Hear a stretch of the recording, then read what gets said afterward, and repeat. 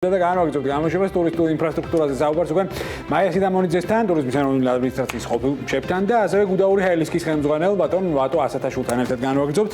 მოგესალმებით, დიდი მადლობა თქვენი დროისთვის. მაია, დავიწყოთ შენით ამ შემთხვევაში რეალურად საკმაოდ კომპლექსურია პრობლემა.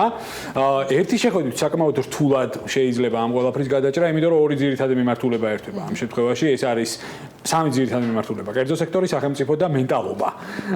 და ნუ შესაბამისად აი სამკუთხედი, რომელიც ჯერჯერობით არ უჩანს არაფერი სასიკეთო. აი როგორ წარმოგიდგენია ამ პრობლემის მოგვარება, რადგანაც ძალიან მნიშვნელოვანია განწყობებზე თამაში. ძალიან მნიშვნელოვანია, რომ ტურისტი ჩამოდის, მას ესეთი ფონი ხდება მთლიანობაში, ლოჯისტიკური ხალხი, მას ალბათ მეორეჯერ აღარ გაუჩნდება სურვილი დაბრუნდეს საქართველოში. თუმცა როცა უფრო ტენდენცია არის, რომ ტურისტები უკვე არაჯგუფურად, არამედ ინდივიდუალურად შემოდიან და თვითონ გეგმავენ თავიანთ მოგზაურობას, ასეთი ტიპის ინფრასტრუქტურა ძალიან მნიშვნელოვანი არის. მთავარია იყოს ნება პირველ რიგში, რომ ეს პრობლემა მოგვარდეს, იმიტომ რომ ამ წუთას მე ამის ნებას ვერ ვხედავ. სატრანსპორტო ქსელი ერთ-ერთი მნიშვნელოვანი წინაპირობა თუნდაც შიდა ტურიზმის განვითარებისთვის და ასევე იმისათვის, რომ ელემენტარული კომფორტი ქონდეთ აქ ჩამოსულ ტურისტებს. სახელმწიფოსგან მნიშვნელოვანია რეალურად, რომ თუნდაც აბსოლუტურად ყველა ტურისტულ ლოკაციაზე იყოს კარგად მოწყობილი ავტოსადგურები და რეალურად არსებობდეს რეგულარული რეისები, იმიტომ რომ დღესდღეობით თუ არის გარკვეულ მიმართულებებზე სამანქანო და ასე ვთქვათ სარკინიგზო ქსელი აგებული, მაგალითად თბილისი, ბათუმი, სხვა კახეთში იგივე ან იგივე სვანეთში არც არის რეალურად მიმართულებები გაკეთებული რეგულარული რეისების კუთხით. ინფრასტრუქტურულად ამ ყველაფრის გაუმჯობესება, ეხლა მე მინდა პარალელები გავალო აბსოლუტურად სხვა მიმართულებით. აი მაგალითად სიტყვაზე ძალიან კარგი ილუსტრაცია მიწისქვეშა გადასასვლელები, ხო? რომელიც რამდენჯერმე გარემონტდა, თუმცა შედეგი არ არის.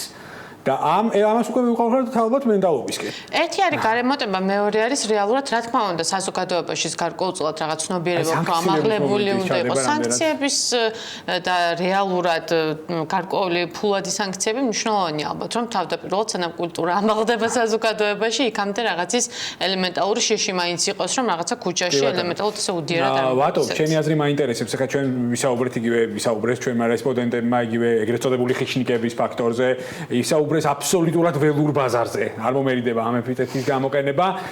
როგორ წარმოგიდგენია ამ შემთხვევაში სახელმწიფოს აქვს უნიკალური ბერკეტი რეგულირების ამ ყველაფრის, რომ ბაზარზე არ იყოს მაგალითად ირიბი მოთამაშე, ეგრეთ წოდებული შავი ბაზარი და ასე შემდეგ. აი როგორ წარმოგიდგენია ამ ყველაფრის მოგვარება და რა იქნება შენი ძირეული რეკომენდაცია? მე ასე ვიტყოდი, ეს პრობლემა, რასაც ჩვენ ახლა დღეს ვუყურებთ, ეს არის დიდი პრობლემის მხოლოდ ერთი ნაწილი. ანუ ამ შემთხვევაში ჩვენ არ გვაქვს რაღაცა კონკრეტულ მცირე ბიზნესთან ან რომელიმე მოთამაშესთან პრობლემა. ჩვენ გვაქვს პრობლემა ინფრასტრუქტურის. ეს არის ზუსტად ისეთივე საკვანძო ინფრასტრუქტურა, როგორიც არის აეროპორტი, სარკინიგზო სადგურები და საავტომობილო ანუ გადაზიდვები. ამ შემთხვევაში ჩვენ რაც გვჭირდება არის ინფრასტრუქტურული განვითარება. როდესაც სახელმწიფო ხედავს, რომ კერძო სექტორი თავისი მასშტაბებიდან გამომდინარე ამას ვერ არეგულირებს, ამიტომ საჭიროა სახელმწიფოს ჩარევა. ამ შემთხვევაში რეგულაცია არაფერს არ გამოიტანს. ჩვენ გვჭირდება ინფრასტრუქტურული განვითარება. თუმცა მაიამ სწორი აღნიშნა, ნებაც არ ჩანს ამ ყველაფერს ჯერჯერობით. მოდით ესე ვიტყოდი. ანუ ჩვენ შეგვიძლია ძალიან მარტივად პარალელები გავალოთ დაახლოებით ანუ წინა ხელისუფლების დროს რაც ხდებოდა. ვიცით რომ იუსტიციის სახლები, რომლებიც ახლა მუშაობს და სერვისს თავაზობს, იუსტიციის სახლებში დღეს არ არის ანტისანიტარია, იქ არავინ არ ყრის ნაგავს, მიუხედავად იმისა, რომ აქ რეგულაციები არ არსებობს, ანუ იქ ფულადი სანქციები არ არსებობს. ეს არის კარგად ორგანიზირებული საჯარო სივრცე, სადაც ღებულობს მოქალაქეს სერვისს და ამ სერვისისთვის იხდის კონკრეტულ საფასურს.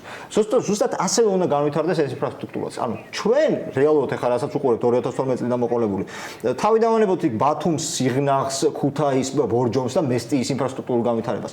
ჩვენ ვერცერთ დიდ ინფრასტრუქტურულ პროექტს ვერ ხედავთ. და პრობლემა ზუსტად ამაშია, რომ რეალურად სახელმწიფო არ მხოლოდ ის რომ არ აკეთებს ინფრასტრუქტურულ პროექტებს, არამედ ლაპარაკობს რაღაც ახლა ეკონომიკის სამინისტროს წარმომადგენლებს მოусმენთ რაღაც რეგულაციებს და კანონების მიღებაზე, როდესაც ამას კანონი კი არა, იმ შემთხვევაში, რიგ შემთხვევებში, როდესაც ჩვენ კერძო მოთამაშეები, ანუ კერძო სექტორის წარმომადგენლები რაღაც ინფრასტრუქტურის განვითარების მიმართულებით მივიდივართ ხოლმე სახელმწიფოს მხრიდან დახმარების ან ხელშეწყობის მაგივრად პირიქით დაბრკოლებებს ხედავთ. მე შემიძლია ძალიან ბევრი მაგალითები მოგიყვანოთ პირდაპირ უცხოური ინვესტიციის დაახლოებით 6.5 მილიონი ევროიანი პროექტის, რომელიც წელიწადნახევრის განმავლობაში ეკონომიკის სამინისტრომ თავი ვერ მოაბა, რომ ასე ვთქვათ კომუნიკაცია იქამდე მიიყვანა, რომ ინვესტორს ფული გადაეხადა. მე ვარ უშუალო მონაწილე ამის და დღესდღეობით, როდესაც ჩვენ ხედავთ, რომ კი ბატონო, სახელმწიფოს არ უნდა ინფრასტრუქტურული განვითარება, მეორე მხრივ, კერძო მოთამაშეებს არ აძლევს ამის საშუალებას, ვისაც ამის რესურსი აქვს, რომ გააკეთოს, მესამე მხრივ დგას და რაღაც სირაქლემას პოზიციაში და იძახის, რომ იცით რა, ახლა ჩვენ აი შემდეგი პარლამენტის მოწვევაზე მივიღებთ კანონპროექტს და ასე შემდეგ. ეს პრობლემა არ გადაწყდება და ეს პრობლემა კიდევ უფრო გაძლიერდება მანამდე, სანამ სახელმწიფო არ იყოს უალდებულება. მაშინ მაი რაში არის გამოსავალი და რეალურად ნების არ არსებობა, პოლიტიკური ნების სახელმწიფო კომპრომისობის თუ რაც გნებავთ დავარქვათ ამ შემთხვევაში, აი რა სად ხედავთ პრობლემის მოგვარებას? დღესდღეობით სახელმწიფო ჯერ კიდევ ვერ ხვდება ეს ინდუსტრია რამდენად კომპლექსურია და მხოლოდ ღონისძიებების და რეკლამების ასე თქვა ჩატარება არ არის ამ ინდუსტრიისთვის საჭირო, იმიტომ რომ რაც უფრო ვითარდება, უფრო მეტი და მეტი ამოცანების წინაშე ვდგებით დღესდღეობით, იმიტომ რომ ქაოტური მდგომარეობა უკვე აბსოლუტურად ქვეყნის ყველა რეგიონში მომსახურების და აბსოლუტურად ყველა მიმართულებით, მაგრამ თუნდაც ამ პრობლემის მოგვარების ასე თქვა გზა ძალიან მარტივია, იმიტომ რომ ელემენტალურად დღესდღეობით სახელმწიფომ ეკონომიკის სამინისტრომ გამოაცხადოს ინტერესთა გამოხატულება და უბრალოდ ავტოსადგომებისთვის მიწა დროებით მაინც იჯარით გადასცეს რომელიმე კერძო კომპანიას, რის შედეგადაც ეს კერძო კომპანია შეიძლება რომ რეალურად გააკეთოს საქართველოში სატრანსპორტო ქსელი და ააშენოს იგივე ეს ავტოსადგურებიც და სახელმწიფო სრული უფლება აქვს რომ გარკვეული ასე ვთქვათ პირობებიც კი წაუყენოს მას. მე დარწმუნებული ვარ რომ ძალიან ბევრი კერძო კომპანიისთვის ეს იქნება ძალიან კარგი ბიზნესი და თვითონ კერძო სექტორი თავისუფლად მოაკვირებს ამას. კი ბატონო, თუმცა აი ამ შემთხვევაში ეს იქნებოდა კლასიკურად ძალიან კარგი კონცეფცია, მაგრამ ეს დღემდე არ გაკეთებულა. შესაბამისად, რა შეიძლება ვეძებოთ მიზეზები, მაშინ რატომ იწელება დროში პროცესები? ბატონო პრობლემა არის გადაწყვეტილების ვერ მიღება. ანუ კომპრომისობის ნაკლებობა. პირველი დღიდან ამთავრობის ხელში ვხედავთ, არის ძალიან ბიუროკრატიაც. არის ძველი პროექტები, რომელიც ბოლომდე ვერ მიიყვანეს, არის გაჩერებული პროექტები, რომელიც საერთოდ ჰაერშია გამოკეტილი და არის რაღაცა პროექტები, რომელზეც საუბარი მიდის, რომ თურმე დაიწყება, მაგალითად 2 დღის წინ პრემიერ-მინისტრმა გაახმოვანა, თურმე ამბროლაურში აეროდრომი გაკეთეს.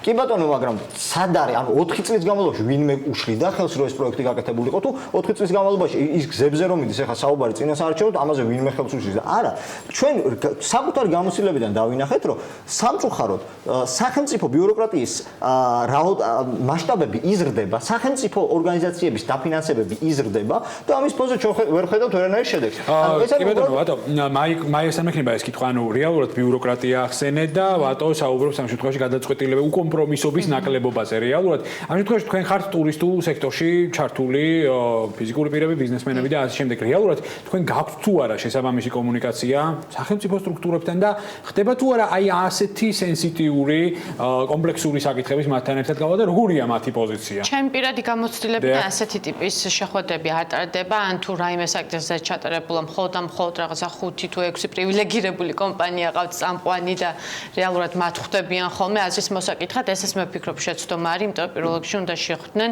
მცირე მეწარმეებს, უნდა შეხვდნენ ინდ მეწარმეებს, უნდა შეხვდნენ რეალურად ხალხს რეგიონებში და ცოტა თბილისის გარეთ გაიხედონ და არა რაღაცა 5-8 ბრენდულ სასტუმროებს მოკითხონ აზრი, რომელთა აზრიც რა თქმა უნდა ძალიან კომპეტენტურია, მაგრამ პრობლემები ის რაც დღეს არის თუნდაც რეგიონებში, ამ პრობლემების საქმის კურსში არ არიან. აქედან გამომდინარე, ესეთი ტიპის კოორდინაცია კერძო სექტორსა და სახელმწიფოს შორის დღესდღეობით არ ხდება. იყო რაღაც საუბარი, რომ სპეციალური საბჭო უნდა შექმნილიყო, თუმცა ესეც ზედმეტი ბიუროკრატიული რაღაცა ის კომუნისტური გადმონაშთი არის, მე ვფიქრობ, აზროვნების, იმიტომ რომ რეალურად არანაირი საბჭო არ არის, ელემენტალურად დანიშნონ დღეს საათი და დაიბარონ და რეგიონებში გააკეთონ ხანდახან თვეში ერთხელ ინფოტური. ამ შემთხვევაში კომუნიკაციის ნაკლებობას.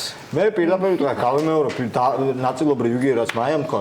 რეალურად არსებობს, ანუ ჩვენ ვართ რამოდენიმე მოთამაშე ბაზარზე ისეთი, ვინც პრინციპში სკეპტიკურია და ანუ სახელმწიფო ძალიან ბევრ რაღაცას მიუთითებს და მთავრობას ეუბნება, რომ იცით რა ჯობია ესე გააკეთოთ, ან სხვა მართულებით იმუშაოთ. ამ შემთხვევაში პირველი დღიდან ასე ვთქვათ, ცოტა სკეპტიკური მოთამაშეები ვინც იყო, სახელმწიფო საერთოდ გარიყა, ანუ არ მხოლოდ ის, რომ ჩვენაც არიზიარებს, საერთოდ შეხვედრაზეც კი არ მოდის, იმიტომ რომ რიგ შემთხვევაში პასუხი არ აქვს და კითხვები არის ძალიან ბევრი ჩვენი მხრიდან. მესმის, ნუ ისღა დაგვრჩენია, ჩვენ ცხადია ამ კითხვებით აუცილებლად მივმართავთ ხელისუფლებას. ძალიან მნიშვნელოვანია მე კიდევ ერთხელ გამეორდები, როდესაც ტურისტი ჩამოდის საქართველოში და მას ელემენტარულად ხდება მოუწესრიგებელი ინფრასტრუქტურული სისტემა, ლოჯისტიკური ხაზი, მას ალბათ მეორეჯერ აღარ გაწყვეტინა, მაგრამ უკუ რეაქცია ექნება, იმიტომ რომ განმეორებითი ვიზიტორი ჩვენ აღარ გვეყოლება და რეალურად ამაზე გარკვეული რეაგირება იქნება აქ ჩამოსული ტურისტების მიერ, იმიტომ რომ ამაზე ისაუბრებენ. კი ბატონო, ჩვენ ამ კითხვებს აუცილებლად დავუსვათ ხელისუფლებას. ძალიან დიდი მადლობა მაია სიდამონიძეს და ვატო ასათაშვილს საინტერესო საუბრისთვის.